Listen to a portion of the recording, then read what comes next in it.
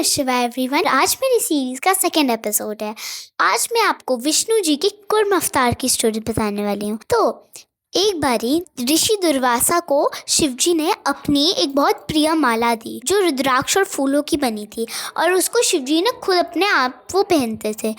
तो जब उन्होंने ऋषि दुर्वासा को दिया और बोला कि आप इसको किसी एक बंदे को दो जो आपको ऐसा लगता है जो उसको अच्छे से संभाल सकता है। तो जब वो जा रहे थे वापस तब उनको इंद्रदेव मिले ऐरावत हाथी पे।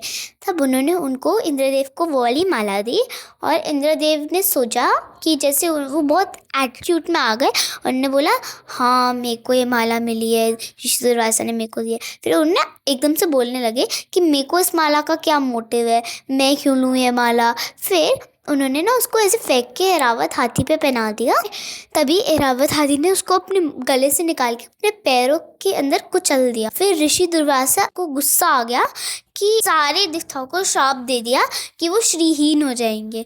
तभी फिर इंद्रदेव को अपनी गलती रियलाइज हुई और उन्होंने सोचा कि अब हम क्या करें। तो वो गए विष्णु जी के पास और विष्णु जी ने उनसे बोला कि ठीक है मेरे पास एक उपाय है। जिससे उन्होंने बोला पर कैसे विष्णु जी।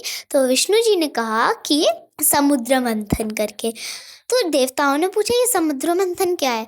विष्णु जी ने बोला आपको रोप खींचनी होगी और में बहुत सारी चीज़ें निकलेंगी, अमृत निकलेगा, विष निकलेगा, बहुत सारी चीज़ें निकलेंगी। तो आपको वो लेकिन आपको देवताओं को और दानवों को उसके लिए मनाना होगा और अगर वो मान जाएंगे तो फिर हम लोग समुद्र मंथन करेंगे।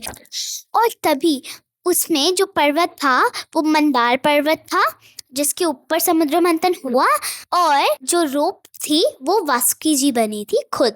और जब वो पर्वत ना स्टेबल नहीं हो रहा था तब एक साइड देवता खड़े थे और एक साइड दानव खड़े थे। वो उसको स्टेबल कर ही नहीं पा रहे थे, वो ढंग से खेल नहीं पा रहे। तो विष्णु जी ने कूर्म अवतार लिया एक बहुत बहुत लार्ज टोर्टोइस के फॉर्म में और उनकी बैक पे वो पर्वत रखा, तभी वो स्टेबिलिटी आई। और इसी में आपको याद है जब मैं आप लोग को बता रही थी कि तभी उसी में हलाहल विष निकला था और उसको शिवजी ने पिया था और फिर वो नीलकंठ बन गए थे।